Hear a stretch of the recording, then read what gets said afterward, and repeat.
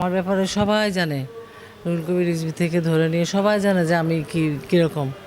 হ্যাঁ, যখন আমি কমিশনার নমিনেশন আমাকে 4 দিল, জোটের থেকে দেওয়া হয়েছিল, ম্যাডাম ছিল তখন প্রধানমন্ত্রী তারেক রহমান স্যারের কাছে আমার এটাই অনুরোধ থাকবে এবং দলের নীতি নির্ধারকদের কাছে, আপনারা যোগ্য লোককে মূল্যায়ন করেন, যে কাজ করতে পারবে, যাকে দিয়ে আপনারা কাজ করায় নিতে পারবেন এবং দলের সুনাম অক্ষুণ্ণ রাখতে পারবেন, তাদেরকে আপনারা মনোনীত করেন। আমি দীর্ঘদিন রাজনীতি করি, 1989 সন থেকে আমি রাজনীতি করি, অল্প বয়স থেকেই, ছাত্র জীবন থেকে। তো সেই করতে করতে এখন তো বয়স হয়েছে, এখন ভাবলাম যে কমিশনার ছিলাম 3 টার্ম, তো এখন ভাবলাম যে কমিশনার তো থাকলামই এতদিন, অবিভক্ত ঢাকার ছিলাম, তো এখন এই জন্য ভাবলাম যে এমপি মানে আমার তো ডিস্ট্রিক্ট গাজীপুর 5 আসন, তো আমি ভাবতেছি যে ওইখানে দেখ ভাইয়া তো আমাদের পুরুষ এমপি আছে, কিন্তু আমি থাকলে মহিলাদের জন্য আমি কাজ করতে পারবো এখানে, আমার যেহেতু হোম ডিস্ট্রিক্ট এটা, সো আমি সেই জন্য এমপিতে দাঁড়াইছি যেন আমি যেন কিছু কাজ করতে পারি ওই এলাকার জন্য। হাইব্রিড যারা, তারা অ্যাটলিস্ট আমাকে বিরক্ত করতে পারবে না, কারণ আমার সম্বন্ধে দল খুব ভালো জানে যে আমি কেমন মেয়ে, আমি সত্য কথা বলি, আমি একমাত্র আল্লাহ ছাড়া আমি কাউকে ভয় পাই না, আমার আল্লাহ রসুল তারপরে সব।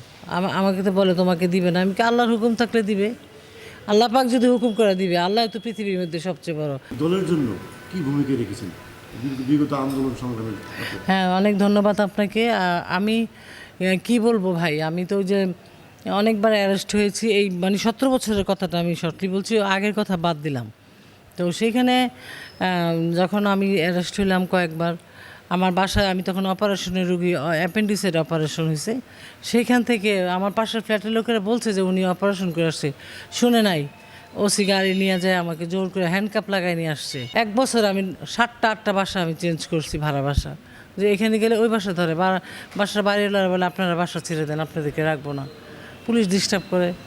তো এইভাবে আমার কাছে লাস্টটা বলছে এটা, সে ম্যাডাম যেদিন অ্যারেস্ট করে ম্যাডামরা নিয়ে গেল, দেশনেত্রী বেগম খালেদা জিয়া, সেই দিনের একদিন পরে আমরা এখানেই ওই আপনার ওই যে কালো পতাকা মিছিল করতে আসছিলাম, তো আসছি, আমাকে ওইখান থেকে অ্যারেস্ট করে, পার্টি অফিসের সামনে থেকে অ্যারেস্ট করে, ভালো কথা আমাকে নিয়ে গেছে। তো আমার ছেলে মেয়ে তো জানে যে অ্যারেস্ট হলে তোমাকে এটা সেটা দিতে হয়, তো ও ছেলে গেছে আমার খবর নিতে, বাস ছেলেকেও ধরে রাখছে, বলে তুমিও রাজনীতি করো, আমরা তোমার রিপোর্ট পাইছি। ছেলে করতো, ছাত্রদল করতো, মানে ওরা আমি ওইভাবেই করতে দিই না, কিন্তু ছেলে ছাত্রদল করতো, লাস্টে তো ছেলে ধরা পড়লো, আমাকে নিয়ে গেল কাশিমপুর কারাগারে, আর ছেলেকে নিয়ে গেল আপনার কেরানীগঞ্জে।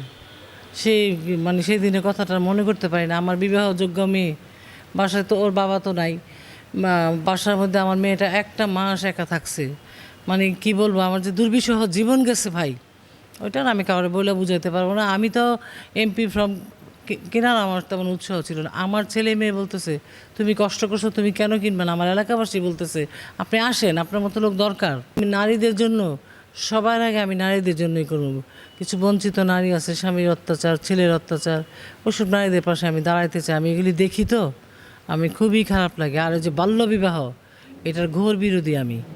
বাল্যবিবাহ কোনো দিন একটা মেয়েকে দেওয়া উচিত না, কী যে অত্যাচারিত হয় মেয়েরা।